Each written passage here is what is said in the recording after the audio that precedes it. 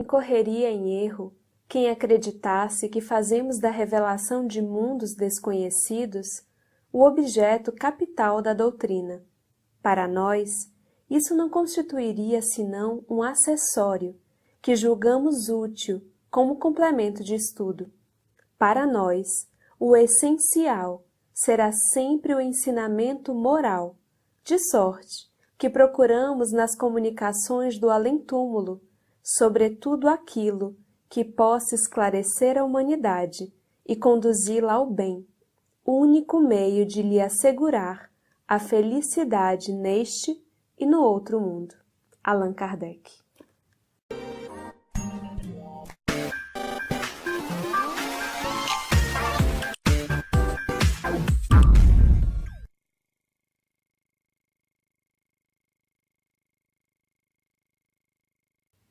No episódio anterior, nós abordamos um artigo de Kardec sobre a pluralidade dos mundos. E dando continuidade a esse tema, prometemos que no episódio de hoje abordaríamos uma entrevista com um habitante de um outro planeta. Esse planeta é Júpiter. E, pasmem, apenas na Revista Espírita de 1858, na reunião de artigos que temos aqui, nós encontramos 6 artigos que tratam do planeta Júpiter. Inclusive, quem já tiver estudado as outras revistas, os outros anos de publicação e souber de mais artigos sobre Júpiter, conta pra gente aqui nos comentários, porque até então encontramos 6 artigos. E para o episódio de hoje, nós fizemos uma espécie de compilação das informações que nos chamaram mais atenção. Então, o título do nosso episódio de hoje é Júpiter. Nós focaremos numa entrevista fornecida por um dos habitantes de Júpiter, que é um oleiro chamado Bernard, que Kardec diz que viveu na Terra no século XVI. Mas também traremos algumas pinceladas de informações que estão presentes nos outros artigos publicados por Allan Kardec. Partindo da premissa da pluralidade dos mundos habitados, Kardec nos diz que é possível fazer uma ideia do estado moral de um determinado planeta, de um determinado mundo, conforme os habitantes daquele mundo. Quando nós pensamos em um planeta cujos habitantes, em maioria, já são bons, já prevalece a bondade e a sabedoria, essas duas asas já têm um maior equilíbrio, será possível então imaginar algumas consequências na legislação, na constituição física desse planeta, numa menor necessidade material, na alimentação, na relação com os animais, a partir do estado moral desses habitantes.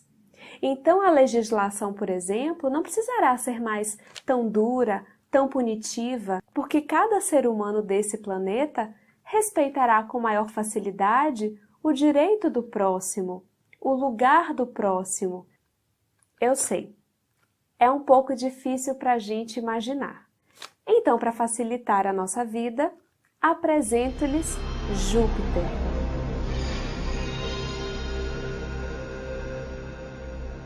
E eu espero que ao final desse episódio fique para vocês a mesma sensação que ficou para mim essa semana, enquanto estudava esses artigos.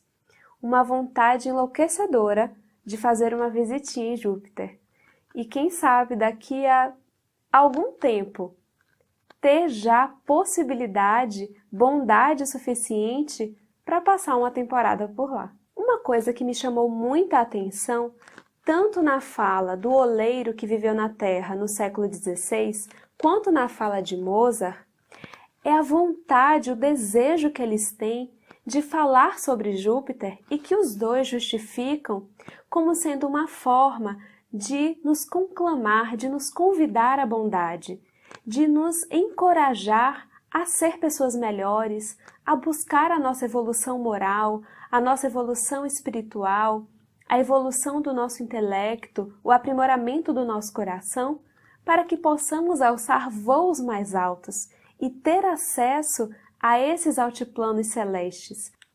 O Mozart diz assim: como gostaria de vos poder inspirar o desejo de ver esse mundo onde somos tão felizes.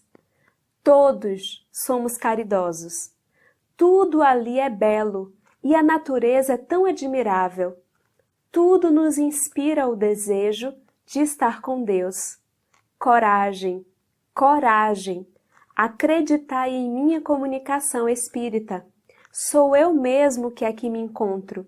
Desfruto do poder de vos dizer o que experimentamos. Possa eu vos inspirar bastante o amor ao bem, para vos tornardes dignos desta recompensa, que nada é ao lado de outras a que aspiro. E é exatamente com esse mesmo objetivo descrito por Mozart que nós gostaríamos agora de ler algumas perguntas e respostas fornecidas por um dos habitantes de Júpiter. As primeiras questões que vamos ler são sobre o estado físico do globo, o estado físico de Júpiter. Pode-se comparar a temperatura de Júpiter à de uma de nossas latitudes? Não. Ela é suave e temperada, sempre igual, enquanto a vossa varia. Lembrai dos campos elíseos que vos foram descritos. A atmosfera de Júpiter é formada dos mesmos elementos que a atmosfera terrestre? Não. Os homens não são os mesmos. Suas necessidades mudaram. Existe água e mares? Sim. A água é formada dos mesmos elementos que a nossa, mas etérea. E agora algumas questões sobre o estado físico dos habitantes de Júpiter. A conformação do corpo dos habitantes guarda relação com o nosso? Sim, a conformação é a mesma. Pode dar-nos uma ideia de sua estatura comparada à dos habitantes da Terra? Grandes e bem proporcionados, maiores que os vossos maiores homens. O corpo do homem é como o molde de seu espírito, belo onde ele é bom. O envoltório é digno dele, não é mais uma prisão.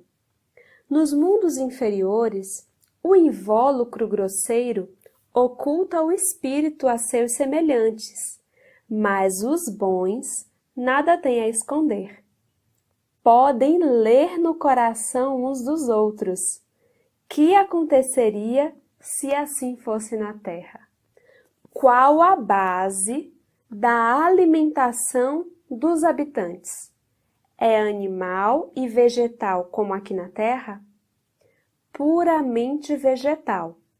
O homem, em Júpiter, é o protetor dos animais.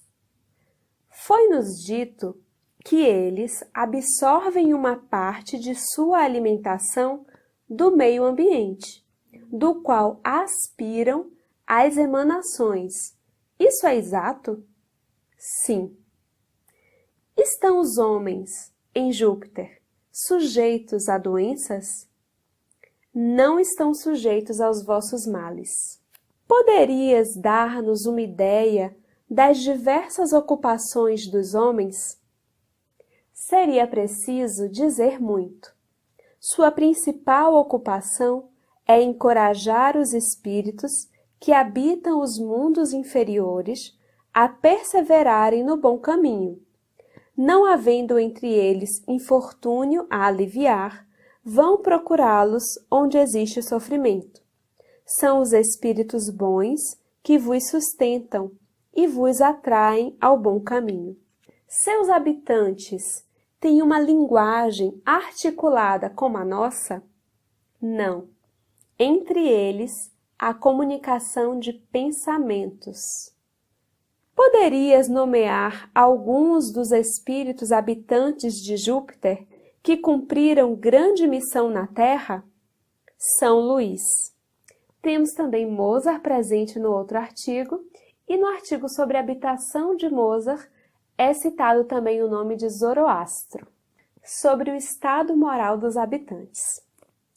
Os espíritos são iguais ou de diferentes graduações, de diversos graus, mas da mesma ordem, que é a ordem de espíritos bons na classificação de Kardec.